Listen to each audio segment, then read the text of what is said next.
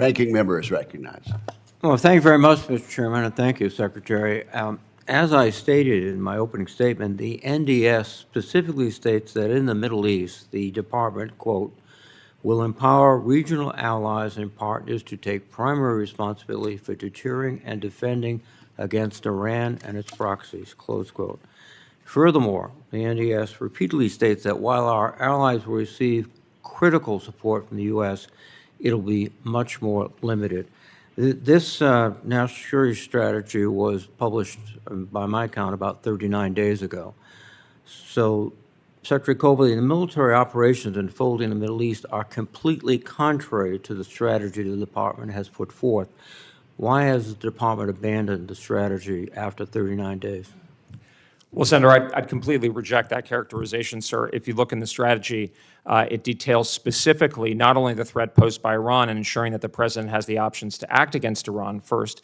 Secondly, it also explicitly and repeatedly details that the strategy will provide the ability for the president to use particularly effectively air and maritime forces, standoff kind of or overhead kind of forces to do exactly this kind of operation, obviously things like Midnight Hammer. And then thirdly, I would say that we actually are, Senator, seeing a real example. Obviously, our Israeli allies are really leaning in, but we see that from our Gulf partners right now. We see it from other partners in Europe. So I don't think this is an invalidation at all, Senator. Well, so our Gulf powers, our partners are taking primary responsibility as it's described in NDS? Well, Senator, primary responsibility specifically refers in particular to the European context, the South Korean context. No, we're looking at Israel in particular. It's a general theme. It's a little bit more differentiated how we're talking about. We obviously want allies and partners throughout to be able to take responsibility, but you know, we're looking as a general. It's not a kind of straitjacket, if you will. Did we notify our allies and partners, except Israel, of course? I defer to the operational or other the Department of State on that.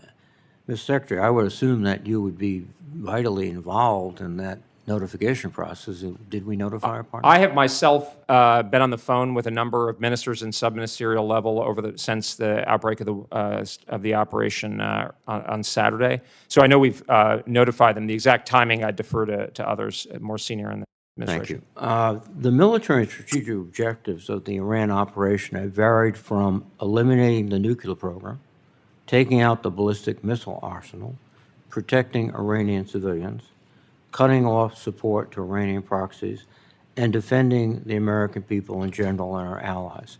The president has moved the goalposts constantly and now has conveniently thrown out all the rationales as justification for this war of choice. Secretary Colby, can you, as the lead policy advisor of the Pentagon, explain the objectives of this operation, and can they be accomplished by airstrikes and air power alone? Well, Senator, I think I can lay out once again the objectives of the military campaign, which have been directed by the president and were elucidated by Secretary Hegseth and General Kane yesterday in their briefing, which are focused on addressing the ability of the Islamic Republic to project military power against, of course, us, our bases, our forces, et cetera, as well as our allies and partners in the region and beyond.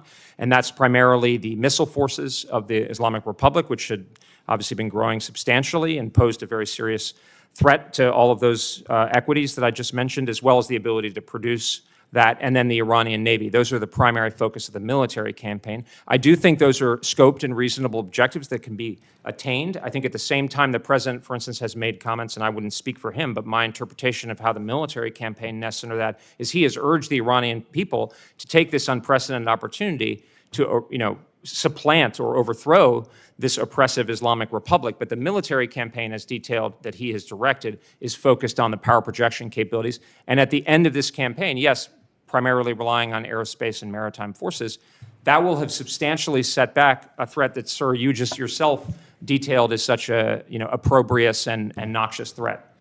Now, if regime change was nothing with respect to the military objectives and the president was just sort of wandering off, why was the first objective in the campaign the attack and death of Khomeini and key leaders of the regime? We'll just try to answer quickly. I wouldn't characterize the president. He sets our agenda, and he directed these military goals. I'm talking about, sir, about the goals of the American military campaign. How do you separate the military goals from the President of the United States? I'm not, sir. I was talking about those are Israeli operations. The chairman is enforcing his rule as he must. Senator